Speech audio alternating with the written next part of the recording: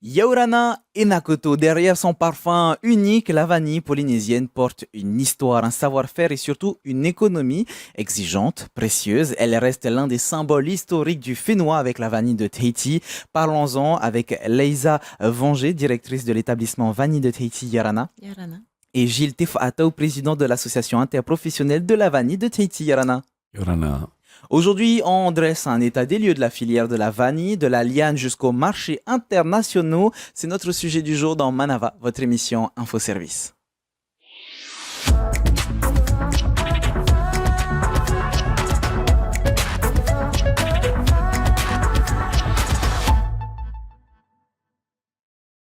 La Vanilla X tahitensis, je vais y arriver, résultat du mariage entre la Vanilla planifolia et la Vanilla pompona. Mais si le nom de la vanille de Tahiti est connu de par le monde, c'est bien parce que on connaît tous son goût, son arôme et ses saveurs uniques. Et comme dit l'expression, c'est pas la taille qui compte. Je parle de vanille. Attention à ne pas confondre la taille de la gousse et la qualité aromatique. La qualité se mérite. La forme Tahiti, plus difficile à cultiver, donne en contrepartie des gousses plus riches en arômes. La production annuelle reste certes limitée, mais très recherchée par la haute gastronomie et la parfumerie, ce qui explique en partie sa forte valeur. Leïsa, on va commencer avec toi pour poser le cadre où en est la filière de la vanille aujourd'hui. Alors, la filière aujourd'hui continue d'augmenter en producteurs, en exploitants, justement. À aujourd'hui, on avoisine les 1000 opérateurs de la filière, constitués de 3 catégories. Donc, les producteurs, ceux qui la cultivent, les préparateurs, donc les professionnels qui la transforment, et bien sûr les exportateurs, ceux qui s'occupent des marchés. Alors aujourd'hui, tu es la directrice de l'établissement de la vanille de Tahiti. C'est quoi son rôle? Le rôle de cet établissement, c'est la vérification, la structuration de cette filière? Alors, l'établissement est une institution qui a été créée en 2003 justement pour encadrer cette filière qui est particulièrement réglementée. Depuis 1910 quand même, la réglementation sur cette filière agricole est réglementée et donc il y a des exigences notamment auxquelles les opérateurs doivent se conformer. Donc, nous avons pour mission d'accompagner cette filière, de la soutenir, d'apporter notre soutien technique aux producteurs, notamment, d'assurer la recherche et développement donc sur les maladies, sur la veille sanitaire, d'assurer la protection juridique aussi, d'où l'accompagnement sur la labellisation. La promotion et la commercialisation fait aussi partie de nos missions et la formation des professionnels de la filière. Alors Gilles, je l'ai dit en début d'émission et on vient un petit peu de le répéter, la vanille polynésienne conserve quand même une certaine image forte, reconnue de par le monde. C'est encore actuellement le cas? Bien sûr, lorsque nous nous déplaçons à Paris et notamment très bientôt, les professionnels participeront au Salon de l'agriculture internationale à Porte de Versailles. Nous voyons avec les contacts que nous établissons, non seulement avec les particuliers, mais avec les distributeurs de vanille, les chefs étoilés qui consomment, qui utilisent notre vanille. Nous voyons bien que l'image portée par Vanille de Tahiti, elle est encore très belle. Et c'est ce que nous voulons. Et merci à vous de nous inviter parce que nous avons besoin de communiquer, non seulement ici, mais au-delà de nos frontières.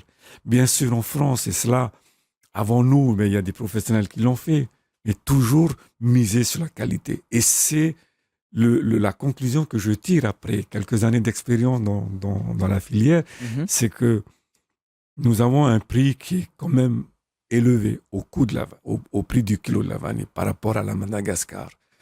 Et des professionnels, des consommateurs sont prêts à mettre le prix à une condition que la qualité est maintenue. Et ce, avec l'établissement Epivani, avec le ministère, c'est ce que nous voulons. En tous les cas, dire aux professionnels, aux producteurs, il faut miser sur la qualité. C'est comme ça que ce produit va perdurer.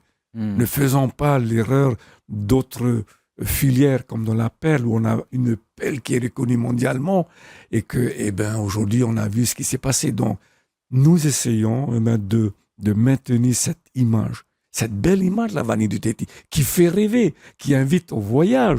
Lorsque l'on sort d'une vanille à Paris, une gousse, Et bien sûr que ça fait rêver. Rien que là, c'est psychologique, mais j'ai l'impression de Mais sortir oui, de la, ne sentir de la serait-ce ne vanille. serait-ce qu'avec le parfum que ça dégage, ça Mm. fait rêver. Et c'est cela que nous voulons justement promouvoir. Alors, t'as déjà répondu à ma prochaine question qui était qu'est-ce qui différencie notre vanille des autres. Mais aujourd'hui, Leïsa, on le répète encore, on a une demande qui reste supérieure à l'offre disponible localement.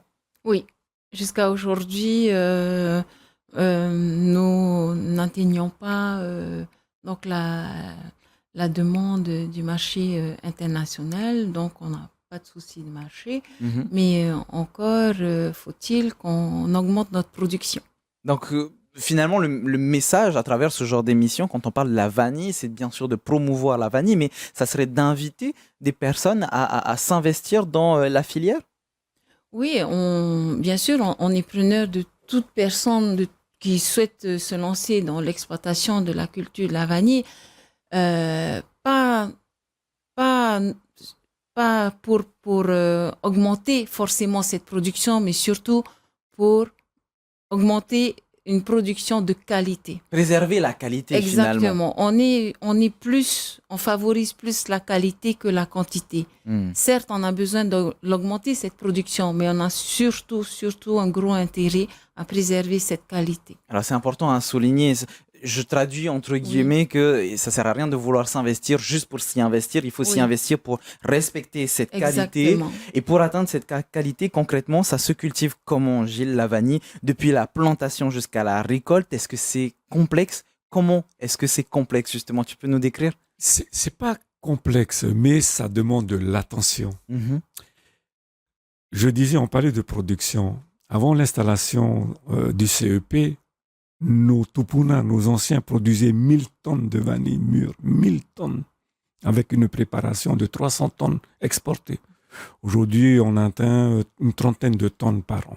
Ah oui, ça a beaucoup Oui, baissé. et Oui. donc, voilà, et c'est la raison pour laquelle, ensemble, avec l'établissement Vanille et le gouvernement, nous souhaitons inciter tous ces jeunes demandeurs d'emploi de s'investir là-dedans. Évidemment, tout travail nécessite un engagement, une intervention. Or là, il s'agit de planter de la vanille. Et donc, aujourd'hui, eh bien, nous préconisons la méthode traditionnelle, Hmm. mais avec des techniques améliorées. Par exemple, l'installation d'ombrières. C'est vrai Les- qu'on en voit de plus en plus. Et oui, à l'époque, nos grands-parents allaient dans la montagne, faisaient de la culture naturelle Hmm. sur tuteur vivant. Aujourd'hui, eh bien, avec ces techniques-là ancestrales, eh bien, on essaie de combiner avec l'installation d'ombrières. C'est ce qui s'est passé il y a 20 ans. Et aujourd'hui, avec le dérèglement climatique, avec la saison des pluies, là, par exemple, on a passé 2 mois de pluie, en tous les cas chez nous à Rayatea. Mhm. Or, 2 mois de pluie sous ombrière, c'est très difficile parce que les maladies apparaissent telles que le mildiou. Et donc maintenant, on envisage de mettre des serres. Donc, c'est des nouvelles techniques encore, c'est-à-dire que la serre, eh bien, rend imperméable à la pluie Ce qui permet un meilleur contrôle, et meilleur finalement. contrôle de l'arrosage, etc. Et surtout d'éviter d'être en contact avec la pluie. Donc voilà. Mais il faut bien sûr que on me dit c'est trop difficile, mais non. Vous vous levez à 4 heures du matin pour aller au travail, vous rentrez à 15 heures. Et là, c'est pareil, on demande un minimum de présence, mais tout le monde, mais je dis tout le monde est capable, avec un peu d'engagement, de volonté, de produire de la vanille. J'ai pu rencontrer des vanilliculteurs, oui, c'est comme ça qu'on dit, hein, c'est le terme. Vaniculteur. Ouais. Et beaucoup me disaient que ce qui était contraignant, c'était la pollinisation, puisque pour ceux et celles qui ne le savent pas, on ne peut pas juste laisser des abeilles faire le travail, il faut le faire à la main. Tout ça, ça prouve que cette qualité est méritée aujourd'hui, Leïsa. Alors, oui, notre vanille, en fait, elle se pollinise manuellement. C'est à la main de l'homme.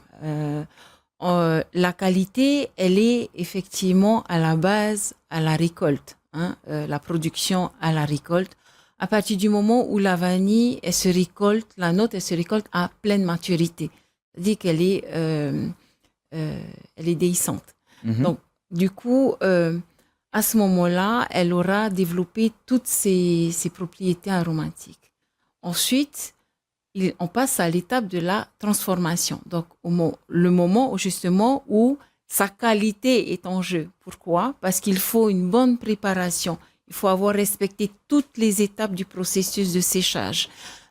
Ensuite, s'assurer qu'elle ait atteint le bon taux d'humidité où elle est prête justement à être consommée. Ni trop, ni pas assez, sinon c'est pas bon. Voilà, elle doit au moins être à 50% du taux d'humidité. À ce moment-là, la phase séchage est terminée. Mhm. Il y a ensuite une étape l'achèvement de cette étape de séchage-là, c'est l'affinage. Voilà. Et quand elle aura traversé toutes ces étapes-là de préparation, à ce moment-là, le préparateur breveté, normalement, puisque être préparateur de vanille, c'est aussi une norme réglementaire. N'importe qui ne peut pas être préparateur. Voilà, il faut avoir suivi une formation et surtout être titulaire du brevet. Mhm. Et donc, le préparateur arrête le processus de la transformation, de la préparation qu'on dit dans notre langage, la préparation de la vanille avant de la mettre sur le marché. Alors j'ai fait mes petites recherches et j'ai cru comprendre qu'il y avait des étapes à l'extérieur, dans d'autres vanilles qui n'existaient pas ici, à savoir l'échaudage. Est-ce que tu peux nous expliquer, Gilles, ce que c'est et surtout pourquoi ça n'existe pas ici? Pourquoi est-ce qu'on ne le fait pas en Polynésie? Eh bien, justement, cette étape, eh bien, nous l'expliquons lorsque nous sommes à Paris au salon, pour expliquer, eh bien, aux particuliers qui viennent nous acheter au détail. Elle me dit, votre vanille, elle est chère et tout ça. Eh bien, nous expliquons la différence entre la planifolia qui subit l'échaudage. Alors, en 2 mots, c'est naturel. Dans les pays d'outre-mer qui cultivent la planifolia, la bourmont, eh bien, arrivé à 6 mois, 7 mois, la gousse, on dit qu'elle s'ouvre au bout, sur le talon. Elle se déchire, naturellement. Alors que la nôtre, la vanille de la hapapé, la Tahiti, elle mûrit sur la liane, elle brunit sur la liane. Donc, elle a atteint son niveau de maturité. Et donc, pour la planifolia, pour éviter justement qu'elle soit déhiscente, qu'elle s'ouvre sur le talon au bout, eh bien, on va la cueillir immature. Donc, à 6 mois, 7 mois. Une vanille immature, c'est quoi? C'est une vanille qui ne s'est pas développée, qui n'a pas atteint sa maturité et les grains à l'intérieur. Et sa saveur, justement. Qui vont développer les arômes à l'ensoleillement, eh bien, ne dégageront pas cet arôme-là. Donc, qu'est-ce qu'ils vont faire? Ils vont la cuire pour éviter qu'elle s'ouvre. Ils vont créer une maturité artificielle, eh bien, c'est ça? Oui, en mettant dans d'une eau chaude à 63 degrés pendant 3 minutes. On appelle ça, c'est l'échaudage. D'accord, oui. Donc, on va la tremper. C'est Donc, c'est artificiel. une vanille très verte. Et après 48 heures, dans des caissons étouffés, eh bien, la vanille commence à brunir. Donc, vous voyez bien que c'est une intervention artificielle. Donc, on va la brunir de manière artificielle. Et parce que la vanille, elle n'est pas mature, elle commence à brunir, on va la sécher. Et lorsqu'on va la sécher, le soleil, on est obligé de descendre à des taux d'humidité tellement bas pour éviter la moisissure au moment de l'export. Donc, on va rendre cette gousse très cassante, quoi, rigide. Mais la nôtre, elle est mature, elle brunit sur la liane. Et donc, je vais la sécher naturellement au soleil. Et c'est là où le processus va se faire. C'est-à-dire que cette gousse-là, à l'intérieur duquel les grains sont matures, exposés au soleil, vont dégager des enzymes, lesquelles enzymes dégageront les arômes que nous recherchons parce que la vanille, elle est mature. Et voilà pourquoi, dans la loi de pays, et entre parenthèses, je dirais que c'est important, dans les pays et départements d'outre-mer, nous sommes le seul territoire à avoir une organisation de la filière vanille. On a une loi de pays, il faut obligatoirement un brevet pour pouvoir préparer. Vous allez à la Réunion, à la Martinique, à la Guadeloupe. Il n'y a pas ce genre de structure. Non, tout le monde peut préparer la vanille. Et donc, c'est pour ça qu'avec cela, nous allons préparer et sécher cette vanille à un taux d'humidité qui est réglementé par la loi, maximum 55%. Et minimum 38%. Alors, on sent dans ta voix et dans tes propos, qui sont très pédagogues, merci pour ces explications, on sent la passion du professionnel. Leïsa, je me tourne vers toi, puisque les explications de Gilles sont hyper intéressantes, mais si on n'est pas professionnel, on ne connaît pas ces étapes, on ne connaît pas tous ces processus. C'est dans ce sens que l'établissement de la vanille de Tahiti vient accompagner les producteurs, les futurs producteurs, à respecter toute cette qualité, comme on le disait tantôt. Tout à fait. On apporte des formations techniques culturelles, les formations justement sur la préparation de vanille et l'accompagnement sur la partie commercialisation. On en a déjà un petit peu parlé, mais je me tourne encore vers toi, Gilles. Bien sûr que tout métier a ses difficultés, mais depuis des années de filière, de structuration, on n'a toujours pas la quantité suffisante de production pour pouvoir répondre aux besoins internationaux. C'est bien qu'il y a quand même des difficultés, ou peut-être au niveau des producteurs qui sont de moins en moins. Est-ce que c'est ce genre de difficultés que vous rencontrez dans la filière? Oui, parce que effectivement, après avoir produit 1000 tonnes avant l'installation du CEP, eh bien, notre démarche aujourd'hui commune, Mhm. collective, c'est de remotiver ces préparateurs, en fait, ou ces jeunes issus de familles De dont préparateurs. dont les parents étaient des producteurs. Donc, Mm. c'est de remotiver cette jeunesse-là et leur dire, voilà, il y a un marché énorme. Alors, quelques chiffres à savoir. 3 chiffres simplement. Le marché mondial de la vanille naturelle se situe entre 3800 à 4000 tonnes. La moitié est produite par Madagascar, qui produit de la Bourbon. Donc, vous dire que nous avons de la marge devant nous pour produire, et les premiers gouvernements qui ont fixé, qui ont lancé les ombrières, avaient fixé à l'époque, il y a 20 ans, 100 tonnes de vanille. Et nous souhaitons aujourd'hui, les professionnels en tous les cas, nous gardons espoir de produire un jour 100 tonnes de vanille, parce que le marché est tellement énorme. Aujourd'hui, un tiers, voilà, pour les 30 tonnes, il faut Mhm. dire qu'on a environ 12 tonnes par an. Un tiers sur le marché local, un tiers aux États-Unis et un tiers en France et en Europe.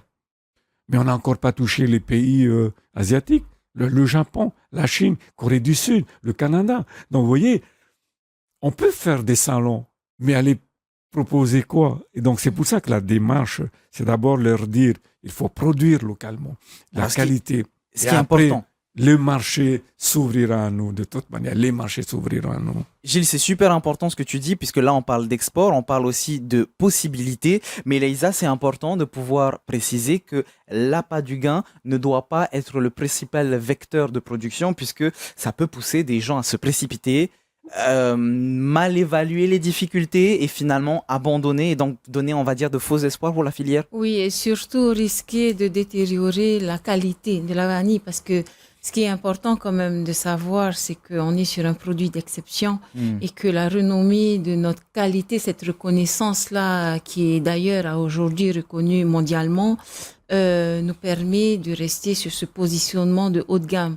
Donc, oui, se précipiter juste, comme tu dis, parce qu'on vise la part du gain, c'est pas trop l'objectif. En fait, c'est plutôt s'assurer que oui, on va produire, mais on va surtout produire de la qualité. C'est d'ailleurs une de nos missions prioritaires, hein, notre établissement, et assure le contrôle de la qualité de la vanille produite en Polynésie française. Oui, finalement, l'appât du gain ne doit pas être un leitmotiv, mais par exemple, on pourrait avoir la préservation du patrimoine agricole et culturel polynésien, tahitien, puisque Gilles l'a dit hein, un peu plus tôt, il y a toute une histoire par rapport à cette vanille, tout un savoir-faire qu'il ne faut surtout pas perdre aujourd'hui, Leïsa. Tout à fait. C'est quand même un héritage hein, que nous, nos générations et même nos générations futures, c'est un héritage de nos ancêtres, de nos origines. La vanille de Tahiti, c'est quand même une de nos ressources emblématiques. Donc, on ne peut qu'être fier de la représenter et de porter haut ce produit à forte valeur ajoutée. La vanille tahitienne, ce n'est pas un produit comme les autres. Elle est rare, elle est exigeante. Sa qualité exceptionnelle justifie son prix et son statut d'or noir du Pacifique, à condition bien sûr de structurer et protéger la filière, comme nous l'ont dit nos invités aujourd'hui. On poursuit avec une autre partie, on en a parlé un petit peu, l'exportation. Frankie Tawatiti nous explique le rôle des exportateurs et les pays importateurs. C'est tout de suite en images dans vos questions express. Alors, Yorana, je suis Frankie Tawatiti, producteur, préparateur et exportateur en vanille de Tahiti. Le rôle d'un exportateur de vanille, c'est celui qui fait le lien entre le producteur, le préparateur et un acheteur à l'international. Entre autres, Donc l'exportateur s'occupe de la partie logistique. Donc il est garant de la qualité en fait de la vanille de Tahiti qu'il exporte. Donc dans ce cadre-là, il est préférable que l'exportateur soit en lien direct avec le producteur, le préparateur, et afin de mieux, on va dire, proposer en fait une qualité de vanille de Tahiti exceptionnelle, parce qu'en fait on a vraiment une vanille qui est très demandée, mais malheureusement on a quelques soucis de production. Mais en fait ce qui est vraiment important, c'est de comprendre le besoin en fait de l'acheteur à l'international et de pouvoir lui proposer en fait la meilleure vanille qui lui correspondrait. Les principaux pays importateurs donc, en vanille de Tahiti donc, se situent généralement en Europe. Donc la France, l'Allemagne, la Suisse, la Suède, les États-Unis également. Donc la France, par son côté gastronomique, en fait, c'est le foyer où se trouvent les bons produits, les épices de qualité. Et donc c'est normal que la France soit le premier pays importateur en vanille de Tahiti. Et bientôt, un marché porteur, ce serait les pays asiatiques tels que le Japon, la Corée du Sud, Singapour. Donc je pense que ce sont des pays émergents où en fait ils ont les moyens d'acheter des produits de qualité.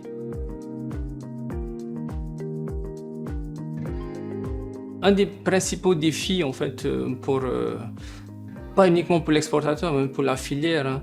Donc c'est de garder un prix, on va dire, compétitif à long terme. Donc qu'est-ce qui fait que le prix de la vanille de Tahiti, elle fluctue d'année en année? C'est que nous n'avons pas une production en Polynésie française stable.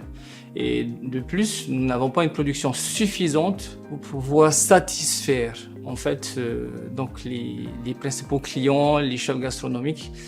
Et donc nous, notre principal défi, je pense, localement, c'est d'agrandir la production, donc d'augmenter la production, d'augmenter le nombre de producteurs, partager en fait l'expérience au niveau de la production. Ensuite, au niveau de la préparation, donc nous avons déjà un savoir-faire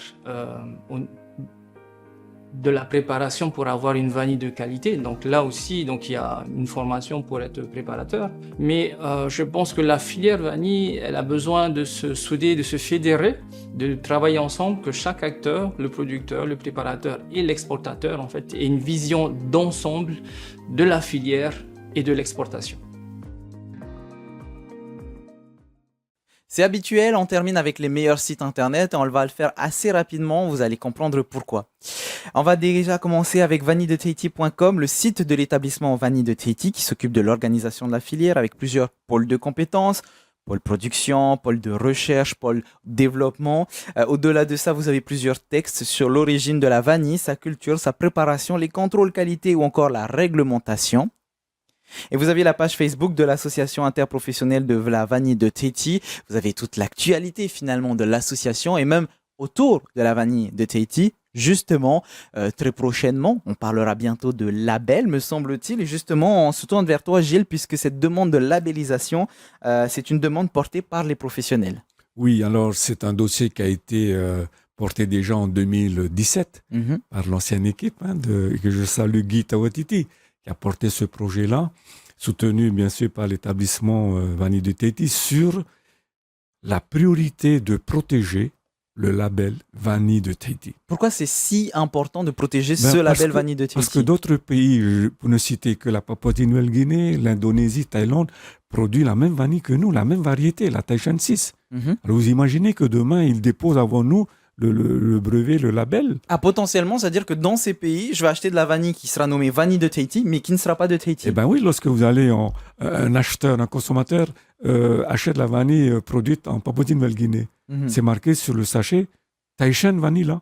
Taishan Vanilla veut dire, pour le consommateur, produite et préparée à Tahiti. Or, ce n'est pas le cas. Donc voilà pourquoi nous souhaitons, de manière urgente, protéger le label de Tahiti. C'est un signe de qualité. Alors, très rapidement, c'est une démarche collective.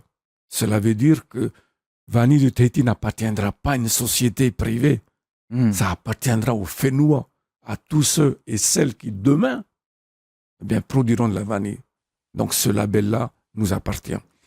Ensuite, ce n'est pas une démarche obligatoire. Elle est volontaire. C'est-à-dire que chez toi, tu peux produire de la vanille selon la méthode traditionnelle, comme tu peux aussi avoir sur ton même terrain, sur ta même parcelle, une production labellisée IGP. Donc, je peux faire que de la vanille labellisée sans démarche obligatoire. Donc, c'est ça qui est important. Et troisièmement, ça permet à chacun de miser l'excellence, la qualité. Et croyez-moi que nous allons tenir des réunions publiques, justement dans le cadre de l'enquête publique qui va être lancée par la direction de l'agriculture le 10 février, expliquer cette démarche-là volontaire, mais tellement importante pour que maintenir la qualité de la vanille de Tahiti au plus haut niveau international. Donc finalement, c'est utile à toute la filière et on pourra terminer sur cette labellisation, encore de belles nouveautés à prévoir sur la vanille de Tahiti. C'est une démarche indispensable et nous incitons et nous proposons que tous les professionnels adhèrent à ce projet. C'est ce que nous souhaitons. J'espère que le message est lancé. Merci beaucoup Gilles pour toutes ces explications pédagogues. Merci beaucoup Leïza d'avoir apporté cette démarche finalement institutionnelle autour de la vanille de Tahiti. Merci à vous surtout de nous avoir suivis et les amis, on se retrouve très bientôt pour une nouvelle émission. En attendant, très bonne soirée sur TNTV. Bon appétit si vous êtes à table. Maururu itotato farerir a trahoma parhen.